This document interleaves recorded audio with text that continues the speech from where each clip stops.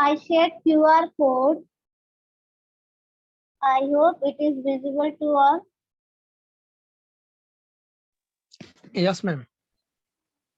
Then mark your attendance.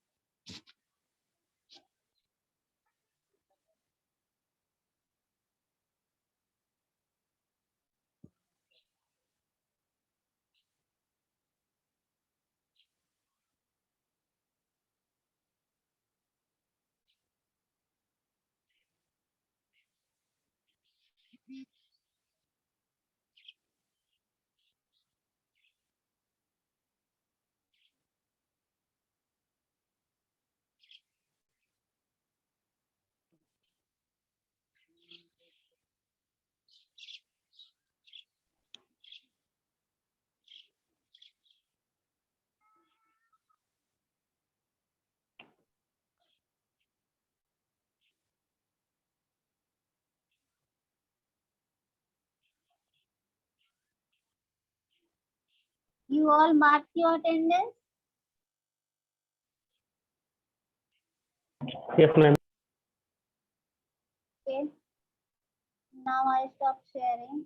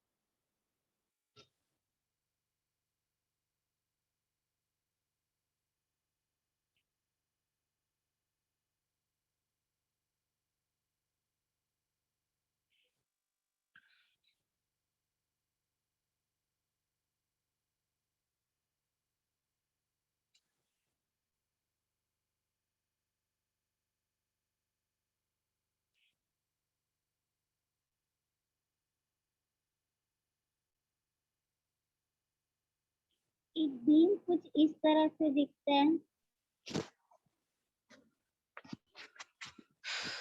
और ये इसका न्यूट्रल एक्सिस मुझे दिख रहा है।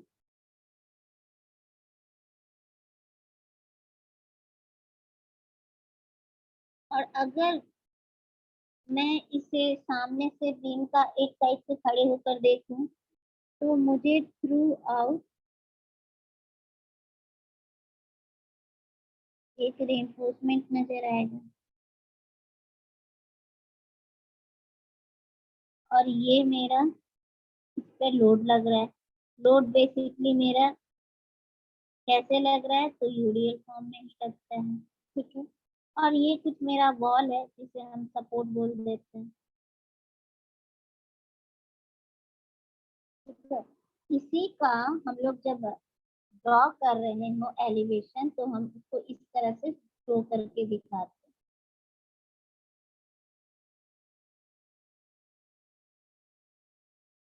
अब मुझे यहाँ सामने से तो पता नहीं चल रहा है कि वहाँ पे कितना नंबर ऑफ बार प्रोवाइडेड है।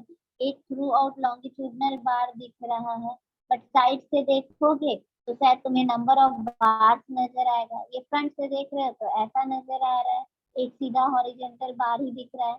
साइड से देखोगे तो नंबर ऑफ बार तुम्हें पता चलेगा। तो अगर 2 या 3 नंबर है बार तो तुम्हें 3 इस तरह के स्पॉट नजर आएंगे राउंड राउंड। ठीक है। तो ये देखने का तरीका यही है, इस तरह से ही मेरा दिखता है। अब आ जाते हैं कि हमने ये देख लिया कि दिखता के स्ट्रेस स्ट्रेन डायग्राम भी इसका फाइंड करने के लिए जिसकी जरूरत होगी वो जरूरत होगी मुझे फाइंड आउट करने के लिए कि मुझे न्यूट्रल एक्सिस फाइंड आउट करना है। तो अभी तो मैंने एक न्यूट्रल एक्सिस बता दिया कि मेरा न्यूट्रल एक्सिस जो है अगर बीम के जो मिड से जाता है वो मेरा न्यूट्रल एक्सिस है। ये एक साइड एलिवेशन या साइड व्यू है। इसे न्यूट्रल एक्सिस Na से डिनोट कर रहे हैं और ये मेरा रेनफोर्समेंट है। यहाँ से यहाँ तक के डिस्टेंस को, इस डिस्टेंस को हम डिनोट कर रहे हैं N से। बुक में, बहुत सारे बुक में इसे X से भी डिनोट किया गया है, ठीक है, और बहुत सारे बुक में इसे Dx से डिनोट किया गया है। तो कोई एक भी जो साइन है तुम वो ले सकते हो, एक भी नॉमेनक्लेचर कोई तुम्हें वो उठाकर ले सकते हो। तो यहाँ पर मैं dx ना लेकर या x ना लेकर मैं n लिख रही हूँ, ठीक है। तो ये n है। यहाँ से यहाँ तक का डिस्टेंस तुम लोगों को पता है कि क्या होगा। सेंटर ऑफ रेनफोर्समेंट का डिस्टेंस क्या होगा ये पता है, बता चुके हैं, स्मॉल d है। ओवरऑल डेप्थ कितना है ये भी बता चुके हैं, कैपिटल D है। और बीम का मेरा विड्थ कितना है, तो बीम का विड्थ D है, ठीक है। अब ये n जो है,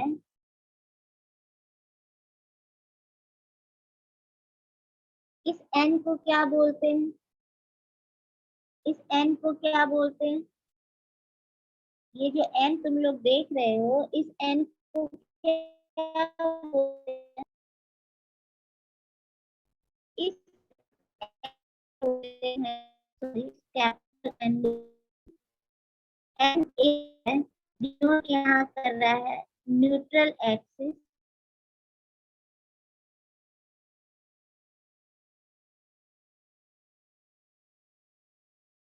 स्मॉल n जो है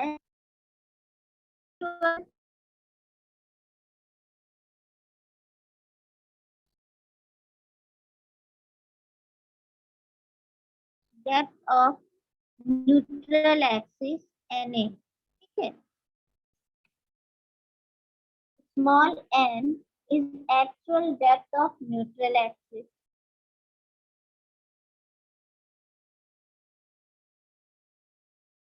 D effective depth of the capital D overall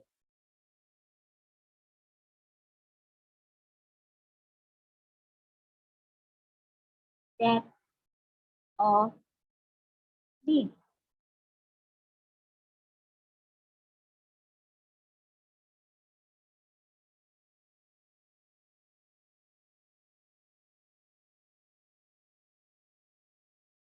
ठीक है।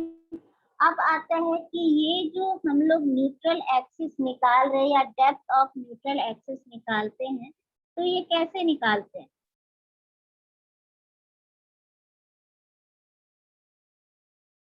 ये हम कैसे निकालेंगे। तो इसे अब हम पहले देखें, डी तो मुझे पता है और इफेक्टिव कवर तो हम कोड से देख के यहाँ पर लिख देते हैं, पर n जो है स्मॉल n वो कैसे फाइंड आउट करेंगे, कैसे हम डिजाइन करेंगे।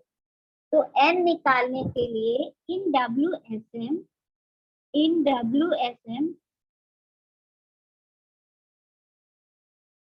n फाइंड आउट करने के लिए ये बोला गया कि जो मेरा बीम है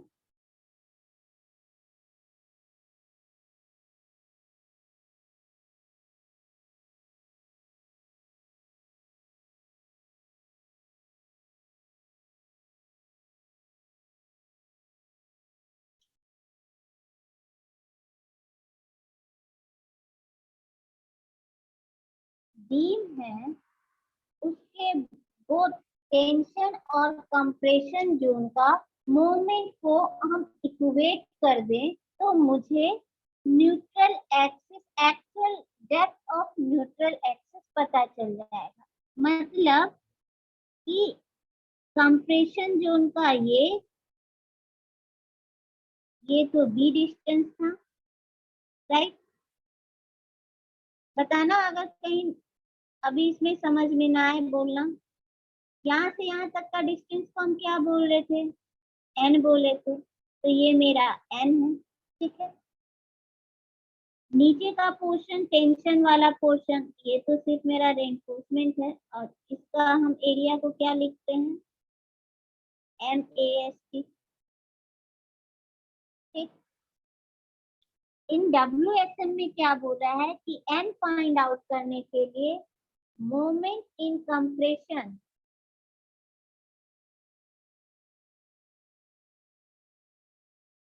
को इक्विवेलेंट कर दो मोमेंट इन टेंशन।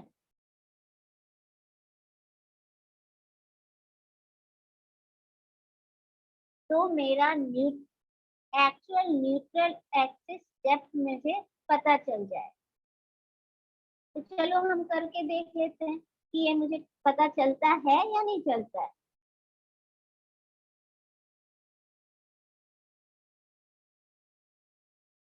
फिर से इसे ड्रॉ कर रही हूँ, हर बार ये ड्रॉ करना होगा। तो यहाँ तो ये मान कर कंप्रेशन जोन, और ये मेरा टेंशन जोन।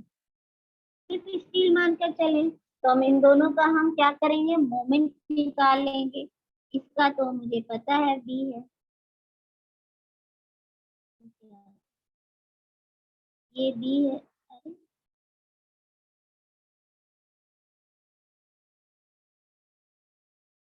ये बी है और ये एन है, ठीक है। और ये इसका एरिया MAST, ठीक है। तो यहाँ से यहाँ तक का डिस्टेंस, यहाँ से यहाँ तक का डिस्टेंस क्या हो जाएगा, ये पहले मुझे बताओ। D minus N, ma'am. A small D d minus N होगा। Yes, ma'am.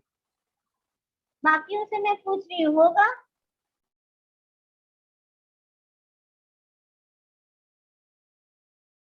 अगर मेरे ड्राइंग से कंफ्यूज हो गया तो हम फिर से ड्राइंग इसको कर दें, क्योंकि बड़ा छोटा हो गया है। हो गया मैम।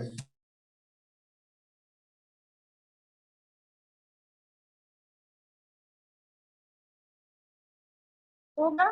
तो अब मुझे मोमेंट निकालना है।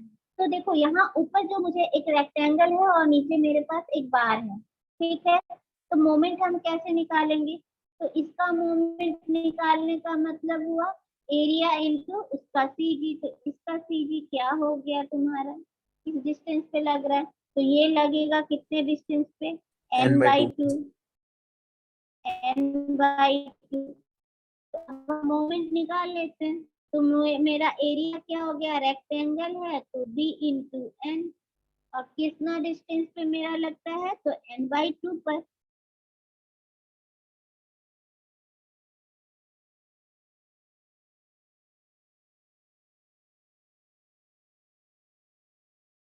ये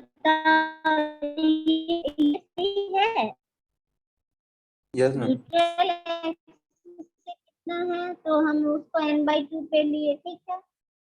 टेंशन जोन का मेरा क्या होगा, तो टेंशन जोन का एरिया तो ऑलरेडी हम लोग क्या लेते हैं, AS तो लेते नहीं है, हम लोग इक्विवेलेंट करके लेते हैं। तो MAST एरिया मेरे पास तो है, और कितना डिस्टेंस है न्यूट्रल एक्सिस से, तो ये इसका जो डिस्टेंस है वो है D minus N। D minus N।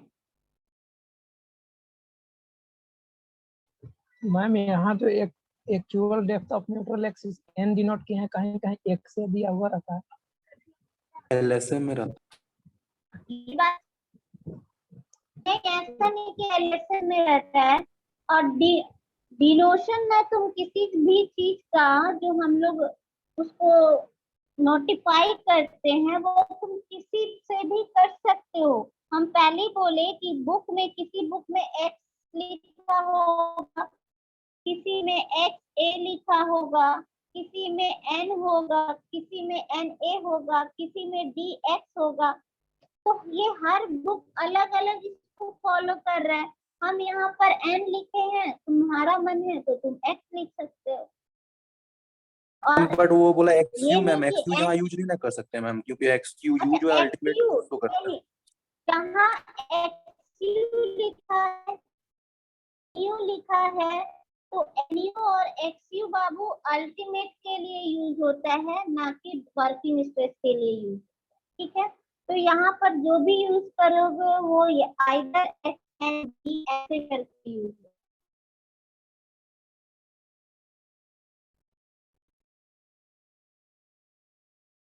और XU लिखोगे तो इसका ऑटोमेटिकली मतलब चला जाता है कि हम लिमिट स्टेट की बात कर। अभी यहाँ पर किसी को डाउट है तो पूछ सकते हो, कैसे आया?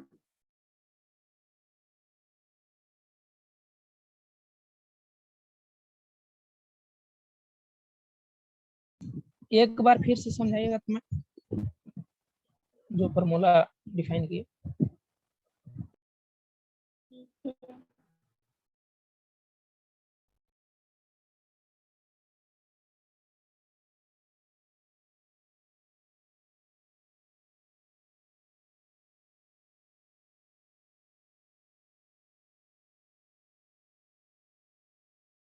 WSN में क्या बोल रहा है कि N फाइंड आउट करने के लिए, न्यूट्रल डेप्थ फाइंड आउट करने के लिए मोमेंट जो है कंप्रेशन का और टेंशन का अगर हम इक्विवेलेंट कर दे तो मुझे N की वैल्यू मिल जाएगी।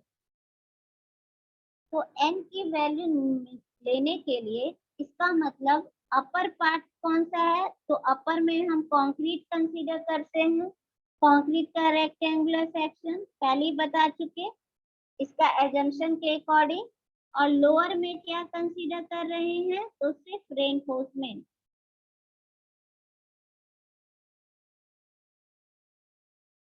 ठीक है, ये न्यूट्रल एक्सिस हो गया। अब इसका तो तुम लोगों को पता है कि इसका विड्थ D लिए हैं, ठीक है, और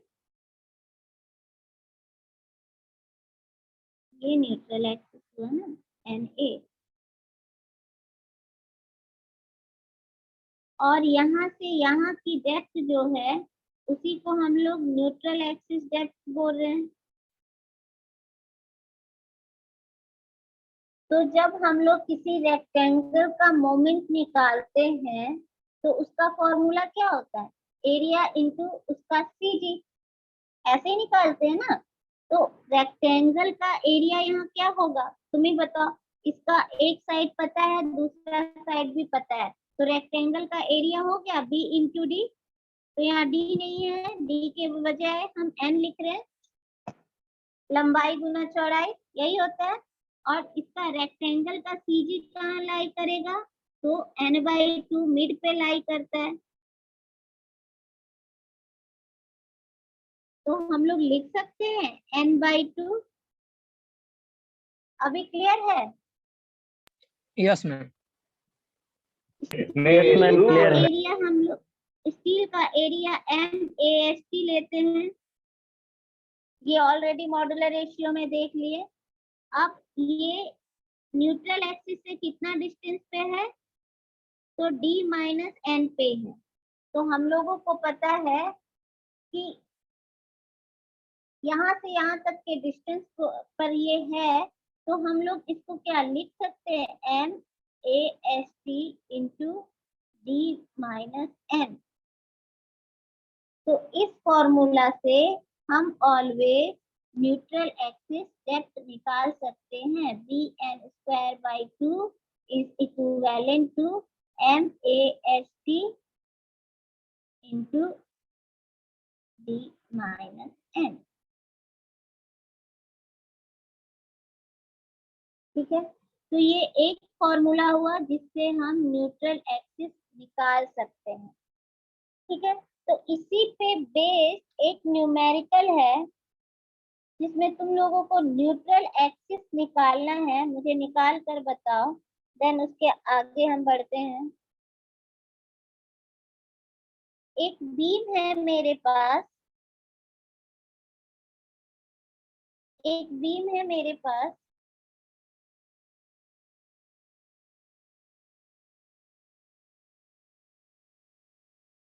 जिसका इसका डायमेंशन जो है बी जो है बी गिवन है, कितना गिवन है, तो 200 mm है,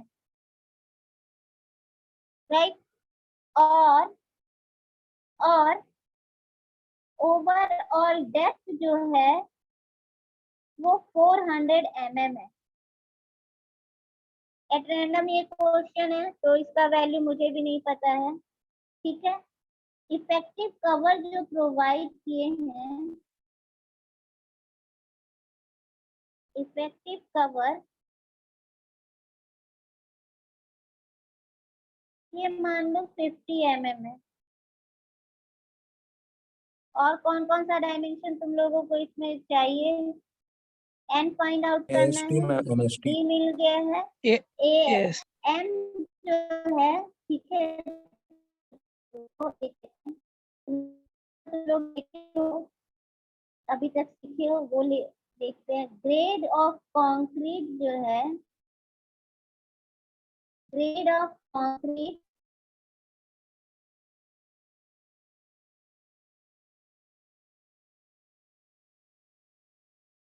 M20 है, मान के चल, ठीक है।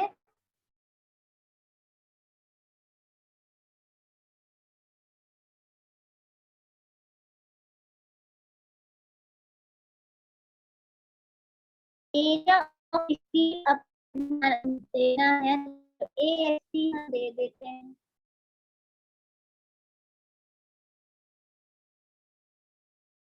AST मान लो तुम्हारा, अच्छा ठीक है, AST भी हम नहीं देंगे, चलो हम ये लिख के दे रहे हैं कि हम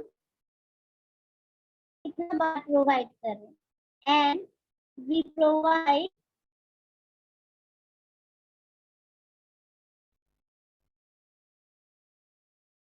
3 bars of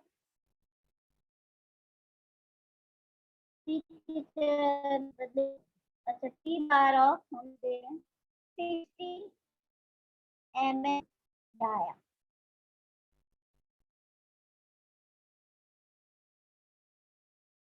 Then find neutral, actual depth of neutral axis. Actual depth of neutral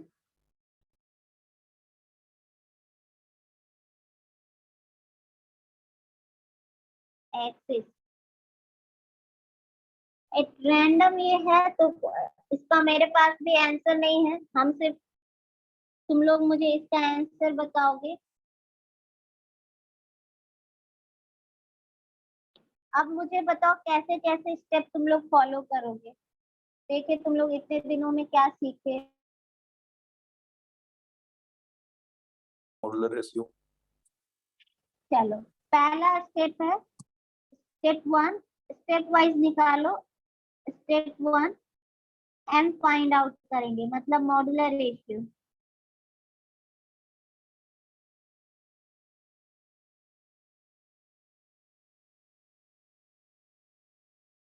modular ratio, तो मॉड्यूलर रेशियो हम कैसे फाइंड करते हैं, 280 डिवाइडेड बाय 3 सिग्मा CBC, ऐसे ही करते हैं ना।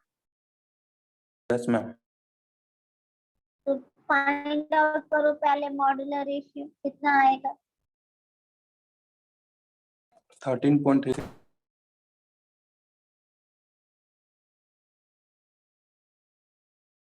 280 डिवाइडेड बाय 3 इंटू 7, कुछ यही होता है, तो 13.3। मैम तो मैम हाँ 132.3023 mm आ रहा। एन एन की value ma'am 13.3 yes ma'am, M का। एन का वैल्यू आ रहा है मैम 132.3023 mm। 132.303 देख लेते हैं, मुझे खुद नहीं पता है। ये तो मैंने Okay. बस तुम लोगों को ऐसे ही बोल दिया, मेरे पास तो है नहीं कोई भी क्वेश्चन ये। ठीक है, देख लेते हैं सॉल्व करके, तुम ही लोग अभी बताओगे यहीं पर। स्टेप 1 ये सभी के लिए है, ये स्टेप फॉलो करना है, जो नए हैं पहली बार बना रहे हैं वो भी देख लें। मॉडुलर रेशियो निकल गया, अब मुझे सेकंड क्या फाइंड आउट करना है? AST में फाइंड कर लिए।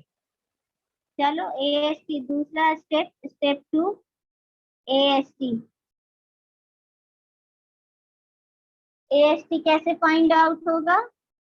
Area of steel 3 into pi by 4 into 16 square करेंगे मैम। तो 3 बार हम लिए हैं, 3 बार लिए हैं, तो इसीलिए 3 इंटू एरिया ऑफ रेनफोर्समेंट कैसे निकालते हैं? Pi by 4 into D square. D square क्या है, कितना का आया है? तो 16 का।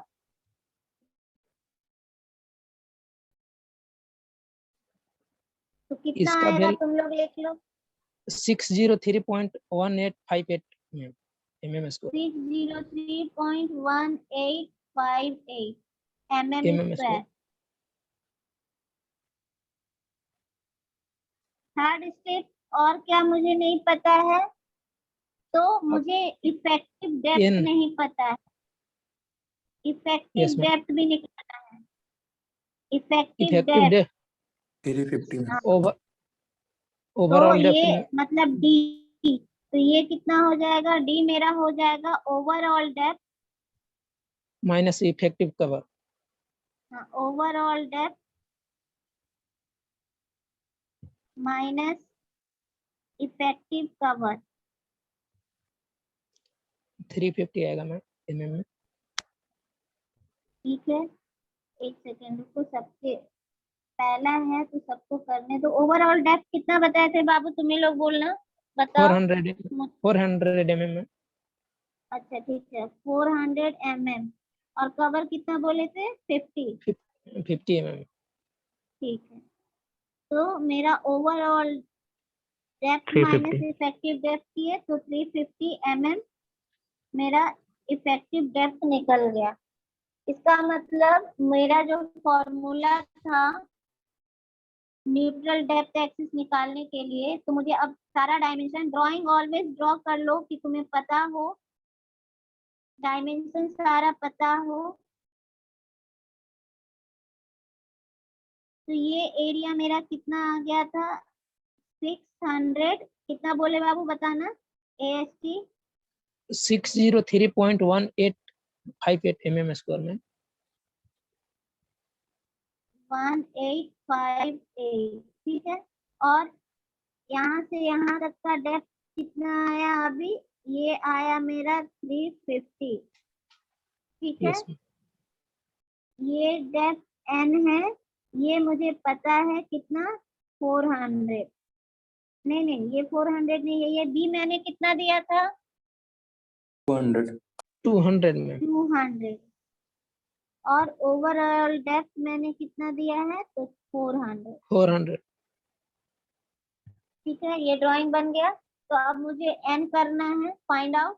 तो n के लिए हम लोग क्या किए? Moment in compression equivalent to moment in tension. Formula क्या है? तो b n²/2 into sorry is equal to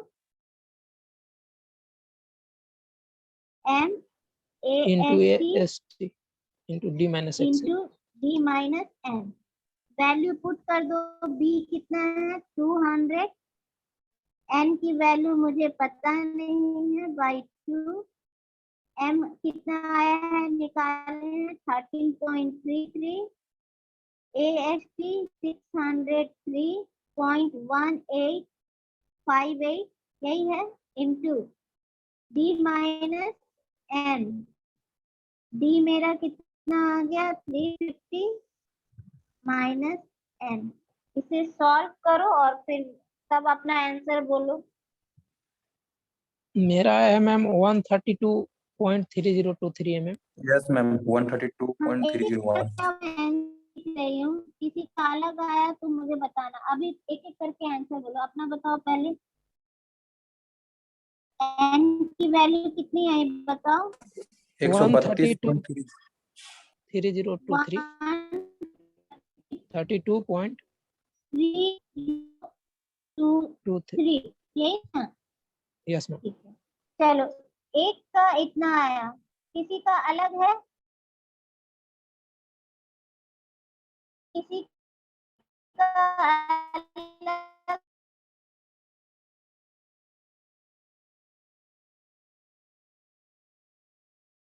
ये आंसर किसने बताया? ये इतना आंसर किसका किसका आया?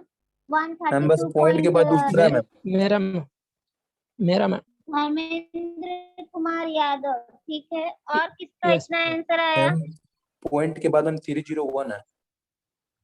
मैम। लास्ट में 7 Point- पॉइंट करके था, उसको 8 ले लिए हैं।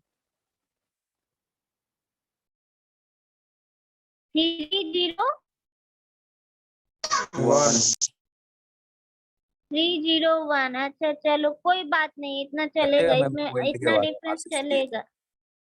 चलो हम डायरेक्ट 0.31 लिख दिए, ठीक है।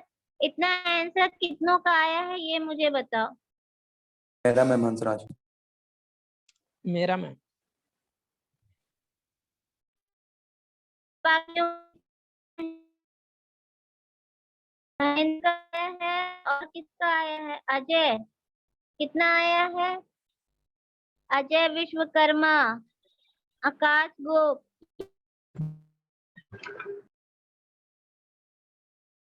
कितना आंसर आया है? और अगर किसी को नहीं समझ में आया है, उन लोगों के लिए फिर से रिपीट कर रहे हैं। अगर नहीं बन रहा है तो फिर से बोलो, क्योंकि ये एकदम स्टार्टिंग है।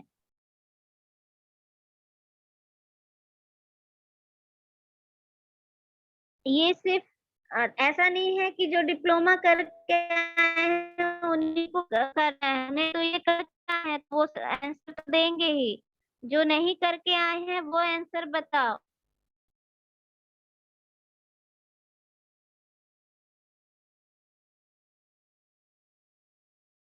अपर्णा कितना आंसर आया है?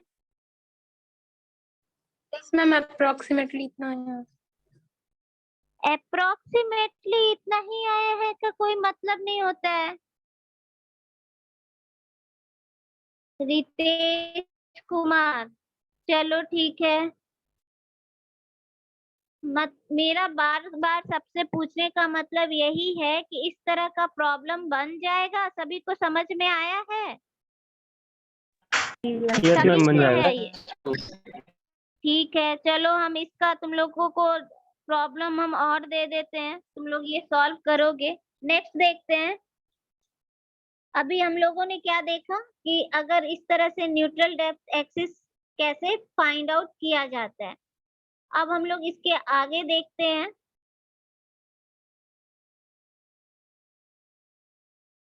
कि ये तो हुआ कि न्यूट्रल एक्सिस डेप्थ हम लोग फाइंड आउट किए हैं।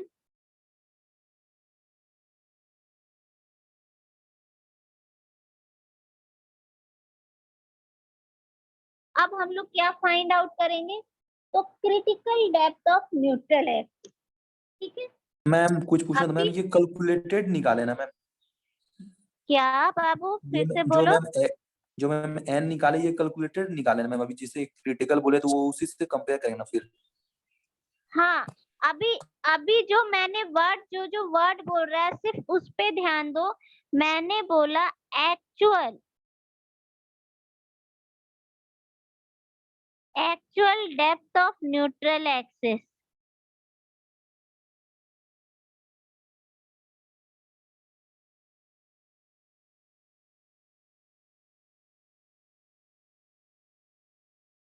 ठीक है, अभी सिर्फ मैंने यही बोला निकालने के लिए जो तुम लोगों को सिखा है। अब दूसरा जो हम इसमें देखेंगे, एक सेम वर्ड फिर आएगा जिसे हम बोले हैं critical depth of neutral axis. अभी जो तुम लोग देखोगे वो है critical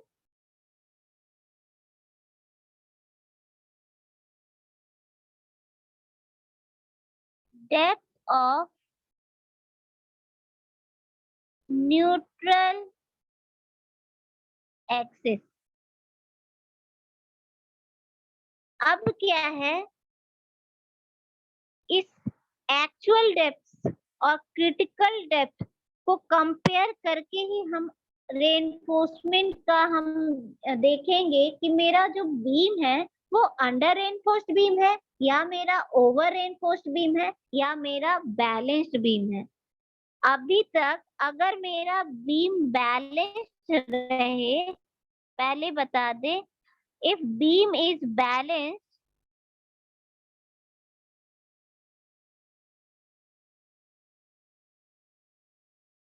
then N is equivalent to NC।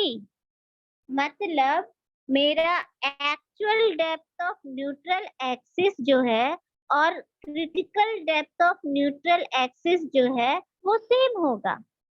जो अभी हम लोगों ने प्रीवियस क्वेश्चन में देखा, वहां पर N जो है मेरा, अभी हम बैलेंस उसको मानकर चल रहे हैं, बैलेंस सेक्शन, तो वहां N जो है वो NC ही रहेगा, दोनों का डिस्टेंस इक्वल होगा। बट अगर बीम मेरा अंडर रेनफोर्स या ओवर रेनफोर्स हो गया, देन N और NC, N एंड NC जो है वो वेरी करेगा।